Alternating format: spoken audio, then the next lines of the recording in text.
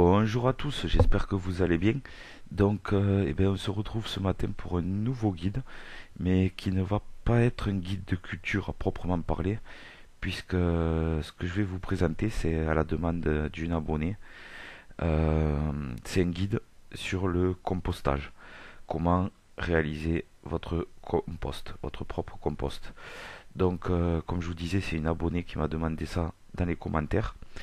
Et c'est vrai que souvent dans mes vidéos, je vous parle de mélanger du compost à la terre, etc.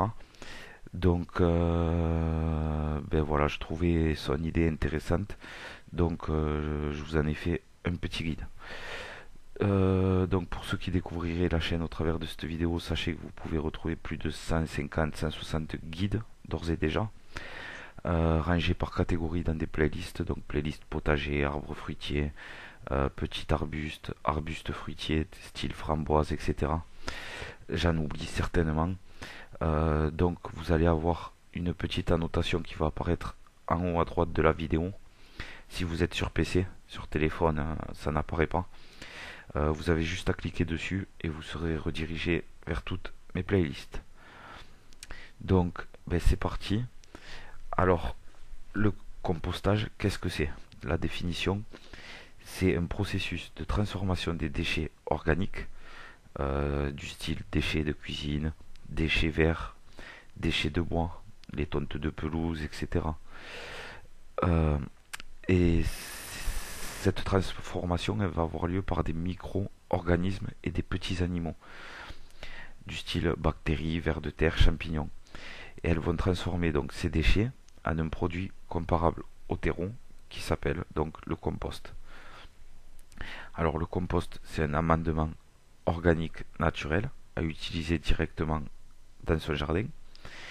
Le compost, c'est de plus un excellent fertilisant de très très bonne qualité qui présentera l'avantage d'être 100% naturel. Alors, euh, il est très complet et plus vous allez mettre de produits différents dans votre compostage, plus il sera complet. Alors, en le mélangeant à de la terre, il va présenter l'avantage d'une part de servir d'engrais, d'autre part de l'alléger. Donc on fera également des économies en terreau, puisque le terreau, faut l'acheter, le compost, ça va le remplacer. Et on fera des économies d'eau, puisqu'il va avoir tendance à retenir l'eau plus longtemps, à maintenir votre sol frais plus longtemps. Et le dernier avantage de composter, c'est que ça va vous permettre de réduire vos déchets de cuisine et de jardin. Et notamment en ce qui concerne ceux de jardin, là encore, ça va vous faire des économies puisque ça va vous éviter d'une part le transport jusqu'à la déchetterie et d'autre part de payer pour pouvoir jeter vos déchets verts à la déchetterie, car je sais qu'il y a des endroits où c'est payant. Donc vraiment, ça présente un très très grand avantage avec un petit investissement de départ. Et encore, si vous pouvez composter dans un composteur que vous fabriquez vous-même en palette, en bois, ou soit vous achetez des bacs tout prêts. Voilà, c'est un petit investissement au début, mais assez vite rentabilisé à mon sens. Bon, là on rentre un petit peu dans la technique, je vais le survoler brièvement puisque ça, il faut pas forcément savoir ça pour réussir son compostage. C'est le processus de compostage. Alors, en gros, dans des conditions favorables, les matières organiques que l'on mettra en tas dans notre composteur vont être dégradées par des micro-organismes et macro-organismes du style vers de terre, insectes, bactéries, champignons et encore bien d'autres. Et ils vont être transformés donc en humus riche en éléments nutritifs. Alors, ces réactions, pour ce faire, elles vont nécessiter de l'oxygène et elles vont dégager de la chaleur. La température au cœur du compost va augmenter jusqu'à 50 à 70 degrés au fur et à mesure de la décomposition, puis va ensuite diminuer. Donc dans un processus de compostage, il y a deux phénomènes qui vont se succéder. Le premier phénomène, c'est le processus de dégradation qui va amener les résidus à l'état de compost frais. Ce procédé-là, c'est une dégradation aérobie intense, c'est-à-dire que c'est avec l'air que ça fonctionne. Et en gros, il s'agit essentiellement de la décomposition de la matière organique fraîche à haute température, 50-70 degrés, sous l'action de bactéries et bien évidemment en présence d'oxygène. C'est le terme aérobie. Il faut savoir qu'il faut environ 50% d'oxygène pour que le compost se fasse bien comme il faut. Et ensuite, il va y avoir le processus de maturation qui lui est caractérisé par une dégradation moins soutenue. Et ce processus-là va transformer le compost frais en un compost mûr et riche en humus. Alors ce phénomène de maturation, il va se passer à température plus basse, 35-45 degrés, et il va conduire à la biosynthèse de composés humiques, humus, par des champignons et des macro-organismes du style vers de terre, etc.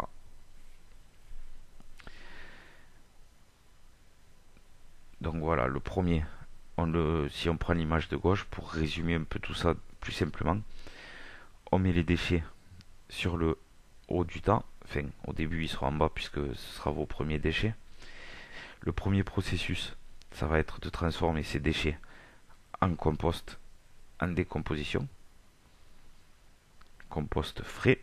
Et le deuxième procédé, ça va être de transformer ce compost en décomposition en compost mature et donc prêt à l'emploi. Dans vos bacs, vous avez généralement, si vous achetez un bac tout prêt, une trappe pour accéder au compost du bas de votre bac. Donc voilà, je ne sais pas si je vous en ai parlé. Pour accélérer le processus entre deux couches, vous pouvez mettre des accélérateurs de compostage qui sont vendus dans le commerce de manière à ce que ça travaille plus vite en fait tout ça. Alors, où faire son compost? Déjà, pour placer notre bac ou notre tas, on va choisir une situation à l'ombre parce qu'une situation trop chaude va le dessécher.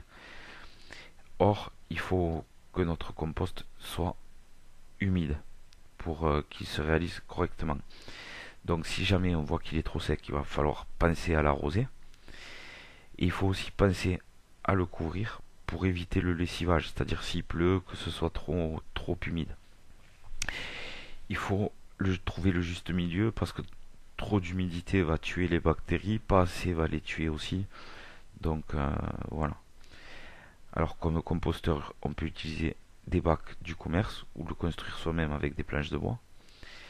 Dans les deux cas, il faudra bien penser à laisser le fond du bac ouvert, c'est-à-dire en contact avec le sol, parce que c'est ici la source où les micro-organismes vont se développer, comme les vers de terre par exemple, et qui vont être indispensables à la réussite de votre compost.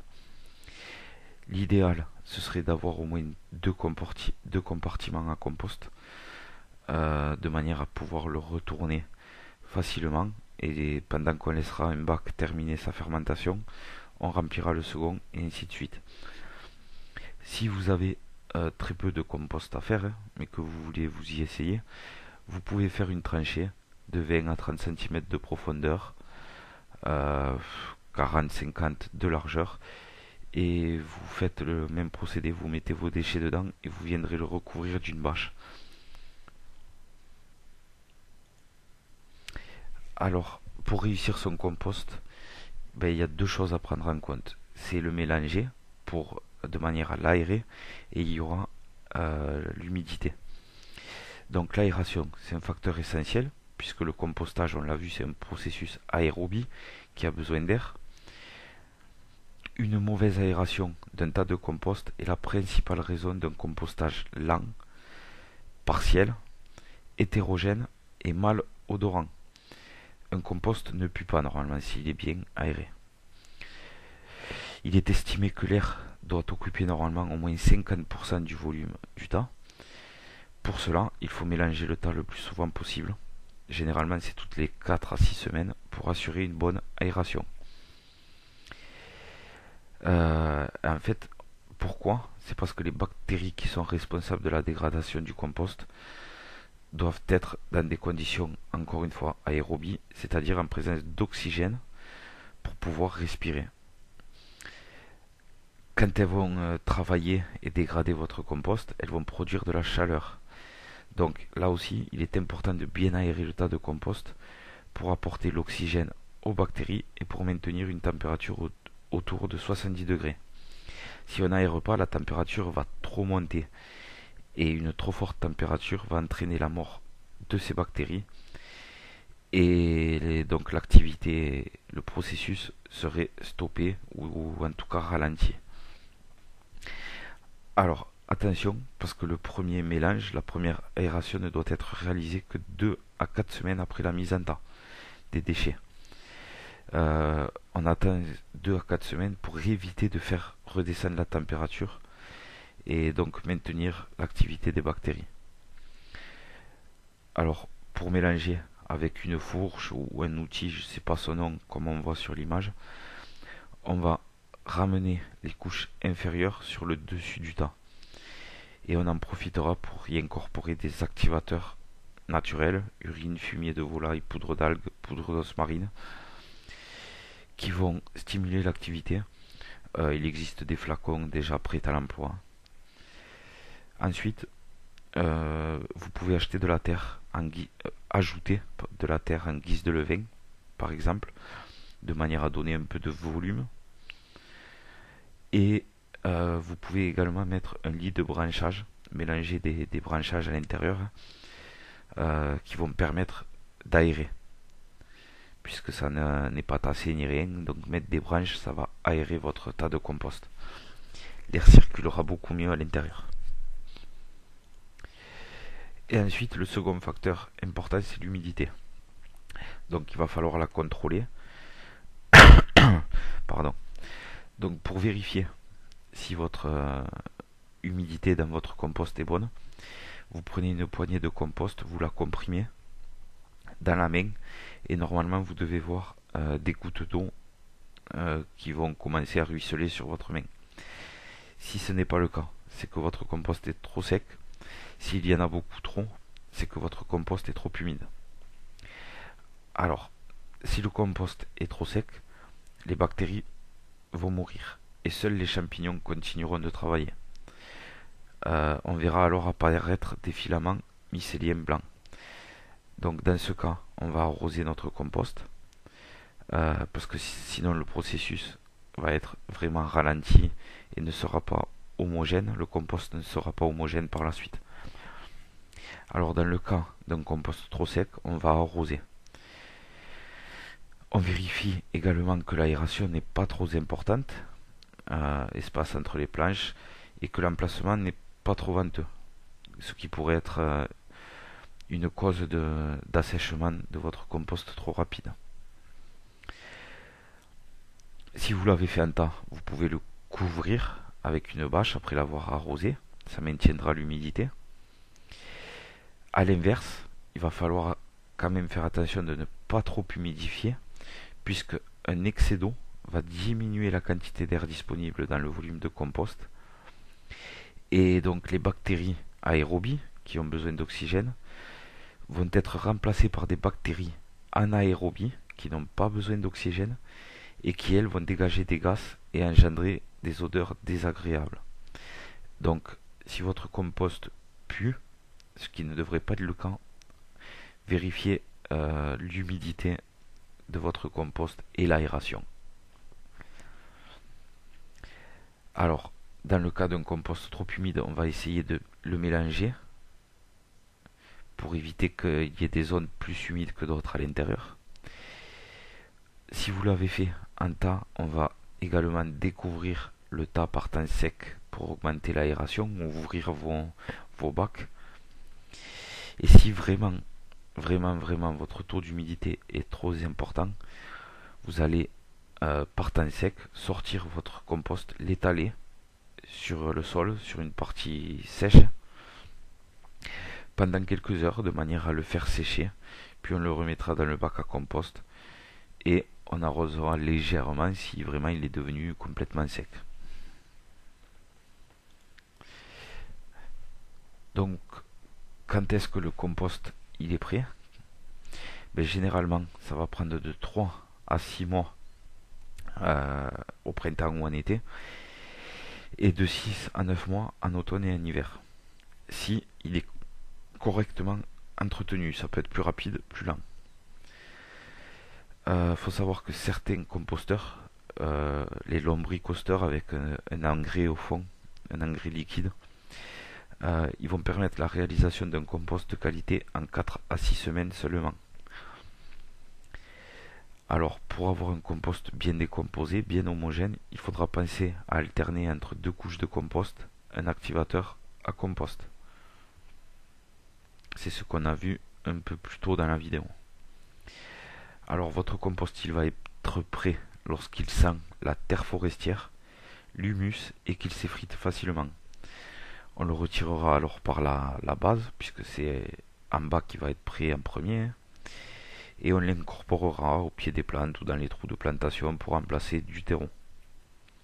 Ou même en surface, et il a comme du fumier un peu, et il viendra nourrir vos plantes au fur et à mesure des arrosages. Alors astuce, si vous n'avez pas obtenu suffisamment de compost pour l'ensemble de votre jardin, vous pouvez le compléter par du compost commercial, mais bon, qui a un certain coût. Donc voilà. Et on termine par qu'est-ce qu'on peut composter et qu'est-ce qu'on ne peut pas composter. Donc les matières compostables du jardin.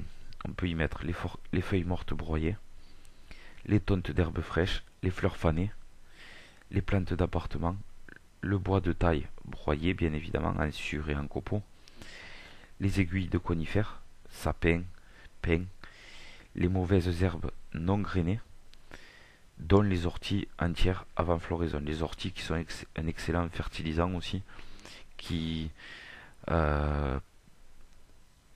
qui font fuir les maladies, donc c'est très intéressant d'en mettre dans votre compost. Les matières que l'on ne peut pas mettre dans le compost du jardin, bon, il y a écrit la terre, mais bon, la terre, vous pouvez en rajouter un petit peu pour donner du volume. Le sable et les cendres de charbon, le gros bois, le bois traité, le bois exotique, les plantes malades, évidemment, on ne veut pas apporter des maladies dans notre compost, les tailles de tuyas et autres conifères. Donc, les tailles, on a vu que les aiguilles de conifères, on peut les mettre, les cendres de bois, toutes plantes qui sont grainées, puisque si vous mettez des plantes grainées dans votre compost, forcément, vu la qualité que ça va être, les graines vont germer et vous allez vous retrouver avec des plantes dans votre compost, et les litières non biodégradables. Ensuite, les déchets de la maison que l'on peut mettre. Ce sont les déchets et les épluchures de légumes et de fruits, les peaux d'agrumes broyés en légère quantité, les restes de repas sans viande ni graisse, les feuilles de thé ainsi que les sachets, le marc de café avec le filtre, les croûtes de fromage, la cointe de jambon, les coquilles d'œufs, de noix, de moules que l'on aura broyées pour accélérer le processus. Si vous les mettez entiers, ça va mettre beaucoup plus de temps. Les pommes de terre flétries, broyées également. Les graisses, les huiles de cuisine en légère quantité. Le papier essuie-tout, préalablement mouillé. Les papiers journaux, les cartons en morceaux. Et les tissus naturels tels que le coton, le lin, là encore broyé. Qu'est-ce qu'on ne peut pas y mettre? C'est les viandes, les poissons, les produits laitiers, les plastiques, les métaux, les verres, le papier glacé, imprimé ou coloré, les linges jetables, les poussières de sac, d'aspirateur et les poussières de balayage, les tissus synthétiques tels que le nylon, le nicran et tous les produits chimiques et les huiles de vidange. Donc voilà. Euh, j'ai essayé de faire un guide relativement complet, donc peut-être ça vous a paru difficile, mais c'est très simple à réaliser et c'est surtout très utile en plus d'être très écologique. Donc vraiment, si vous avez, ça prend pas beaucoup de place.